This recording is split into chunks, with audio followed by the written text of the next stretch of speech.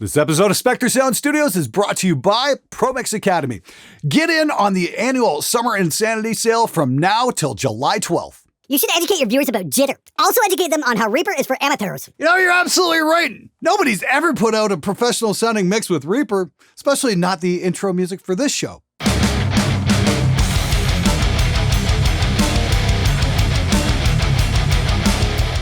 Hey everybody, how's it going? Welcome to episode number 259 of SMG Viewers Comments, the show where I try and answer your comments and questions to the best of my ability. I just want to kick that off. I love that. Also educate them on how Reaper is for amateurs. I'd also like to educate you, there 380 stroker, about how to spell the word amateur, you fucking Anyway, I just love being lectured about educating people by the illiterate. It just warms my cold heart. Anyway, guys, thank you so much for tuning in. Hit that subscribe button if you like the show, and if you don't like it, fucking hit it anyway. Anyway, let's get right to it, shall we? So, Glenn, can you tell me why I should pay a shitload of money for an expensive DAW license to be able to install third-party VSTs and get unlimited MIDI tracks and other audio tracks, when Reaper provides that all for a pocket full of money? Everybody says Reaper is shit, but nobody tells me why something expensive is better. Maybe it's the price tag? Haha. Thanks for the great video. Hey there, Ollie. You know what? You hit it right on the fucking head. The only reason people say Reaper is shit is because of the price tag. That is the only reason. Nobody has ever been able to form a coherent sentence to fucking explain otherwise. That is the only thing that matters in people's eyes, is the price tag. That is why everybody on Gear Sluts shits on Behringer, because it's cheap. That's why people shit on Midas, because they got bought by Behringer, so obviously it must be terrible now. I've been working with Reaper for the last 4 years on this show and been producing some fucking stellar results.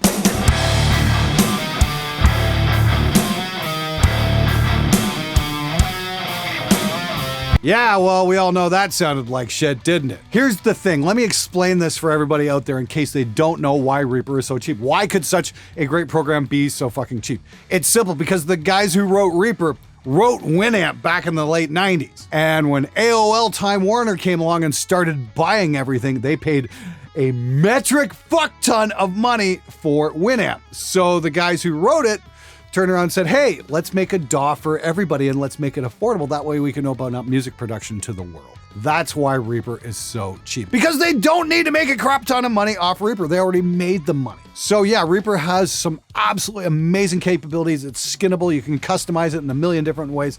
And it's just fucking awesome. And it gets great results. So don't be turned away by that lower price tag. You're only doing yourself a complete and total disservice. Am I being heretical by saying that Mesa Boogie are overrated? You're only saying that now? In university, I filled the entire ceiling of the jam room with egg flats from a local restaurant, pinned to the ceiling with one push pin each, LOL. Then bought a bunch of blankets from Value Village and hung them a foot out from the walls the way around floor to ceiling. Made for a very dead room, but was probably more the blankets than the egg cartons, LOL. Yes, you're absolutely correct. The egg cartons are going to do jack and shit other than create a giant fucking fire hazard. So if you're thinking about egg cartons, don't fucking do it. Seriously.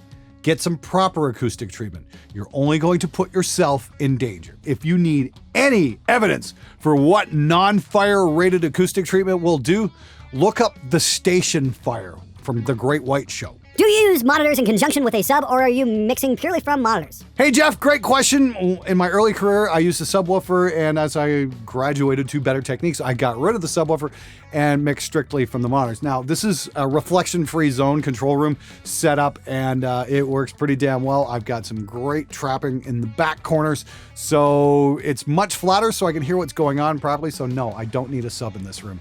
It works pretty damn well just from the design of the room.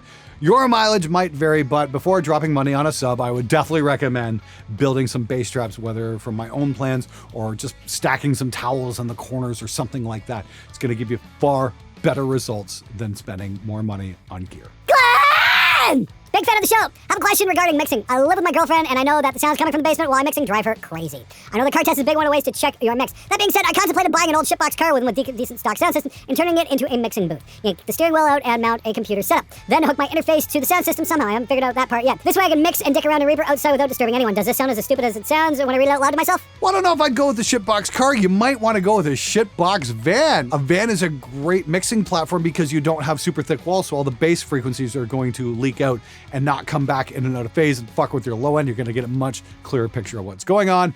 And you'll also have a lot more room to work in. I would definitely go that route. See if you can find an old full-sized van for about the same price as that old shitbox car you were going to grab. It's going to be a much more practical way to do it. And you can drill holes in the side of it and run extension cords from your house so you've got proper power.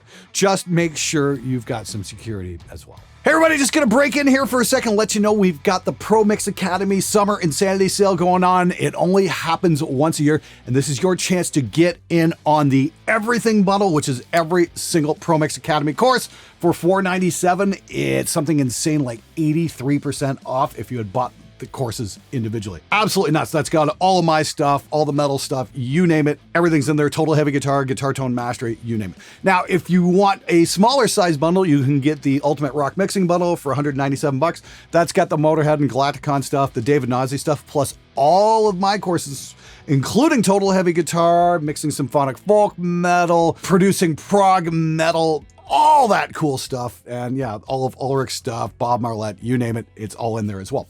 We've also got some smaller bundles as well, including the Guitar Tone Bundle, which is total heavy guitar from me and guitar tone mastery from Scott Elliott. So you get the analog and the digital all in one package, and all the bases get covered. And of course, we've got Adam Steele's Ultimate Reaper Guide up for grabs for $97 as well. Now, this sale only lasts till July 12th, and if you don't like any of the bundles being offered, you can make your own. All you got to do is throw in $200 worth of courses, and you'll get 50% off. And you can keep adding courses in and customize it exactly how you want. You'll still get 50% off. How freaking cool is that? This sale is only on to July 12th. We only do it once a year. Follow the link in the description below and get some absolutely killer deals on some absolutely amazing courses. Now back to the show.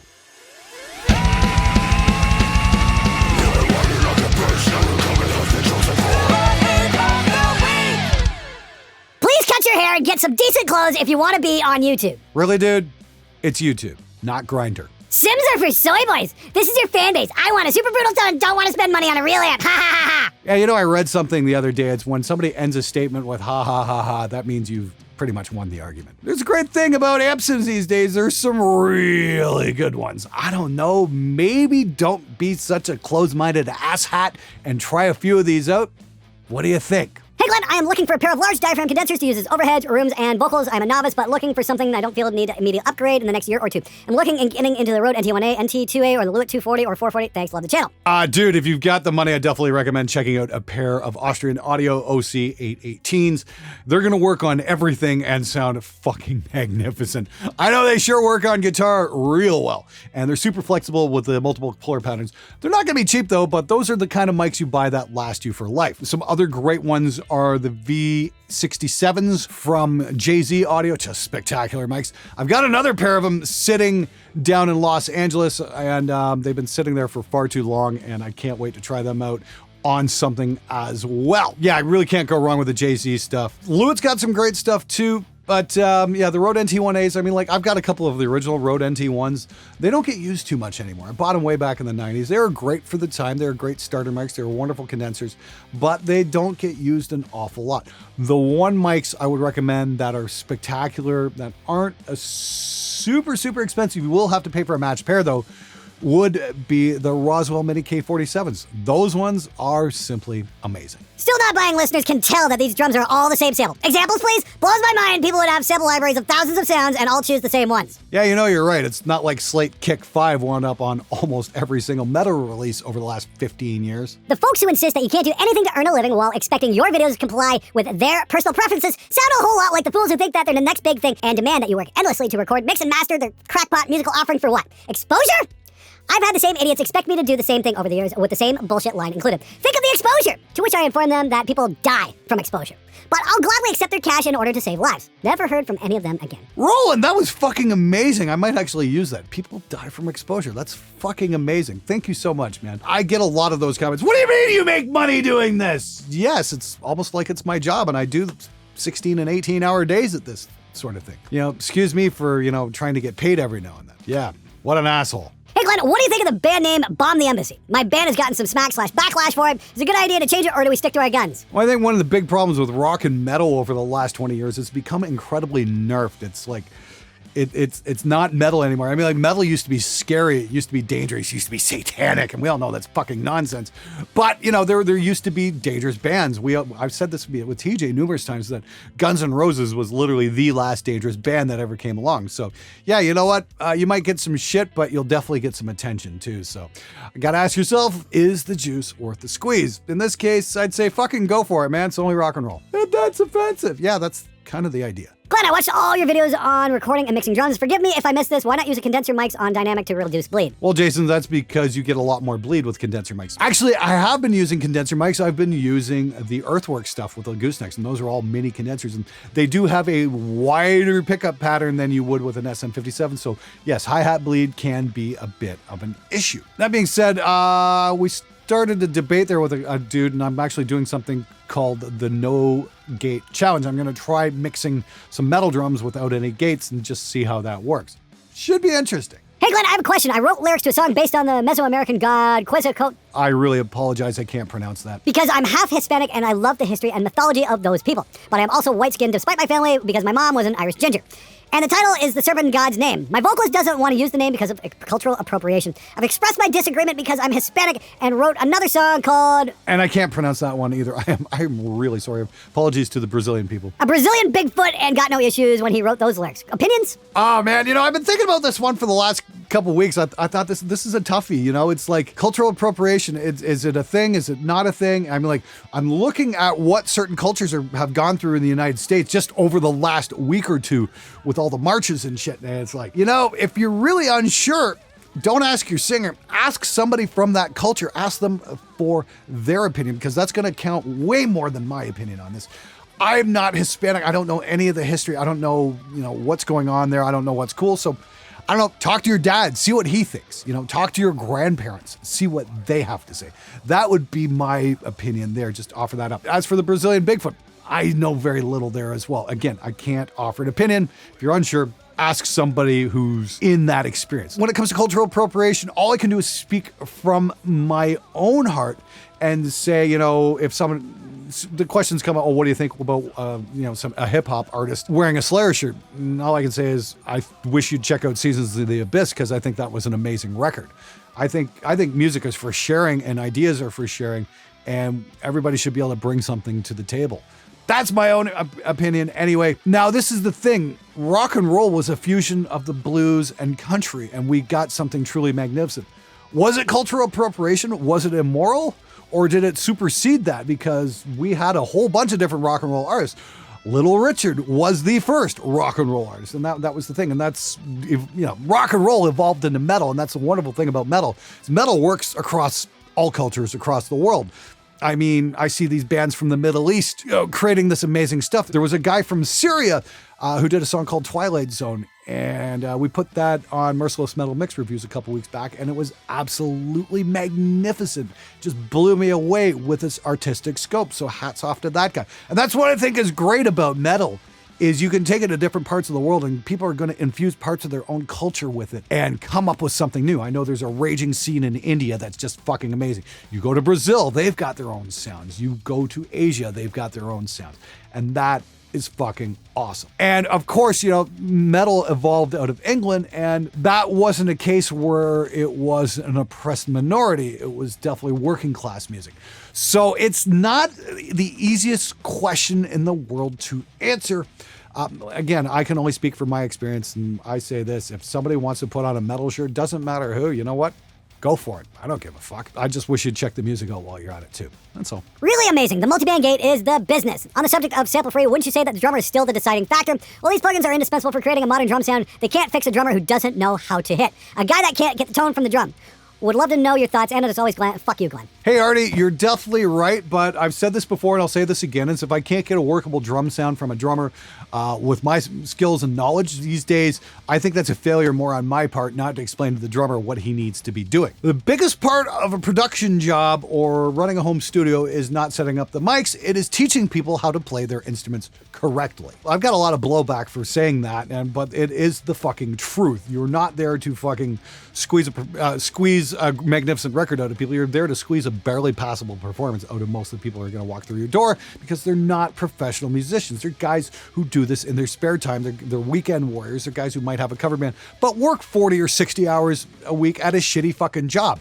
That's who you're going to be working with. So yeah, the drummer can be the deciding factor, but you can sit there and you work on tom angles and hit strength and that sort of thing with the drummer and drill them on it and get them to work with you and try stuff. So do that before you decide on a sound. What do you think about sample merging with recorded drums? I mean, Smells Like Teen Spirit probably also had some of that, at least the kick, and the song is still dope AF. What do you think about we just leave it the fuck alone and hear the drummer for a change?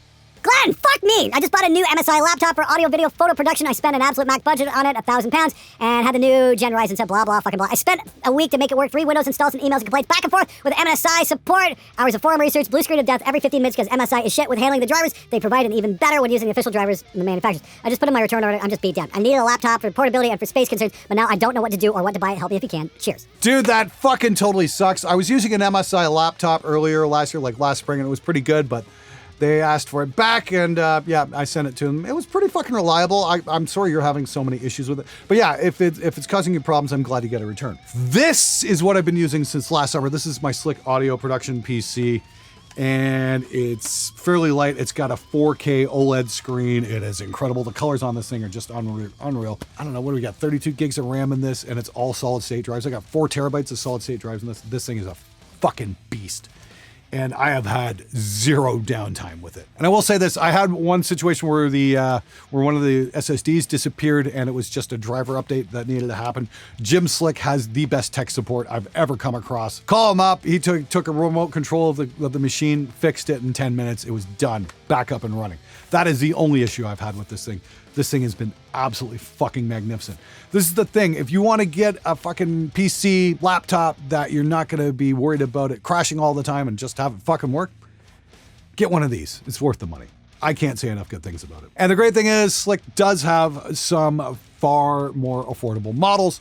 And here's the thing, they're not paying me to say this. This isn't a case where it's a sponsored video by Slick Audio. No. This is just my own opinion. I wouldn't go anywhere without this thing. This thing's a fucking beast. I seriously recommend Glenn's recording and mixing videos to everyone, as it's helped me put 10 plus years of experience work in the 3 years I've been doing this, and I've probably saved a year or 2, maybe more, on trial and error. Thank you, Glenn. You're incredible. Thanks, AJ. That's very flattering, and I just wish you wouldn't go that far with it. But anyway, I'm so glad you got some use out of my tutorials and whatnot.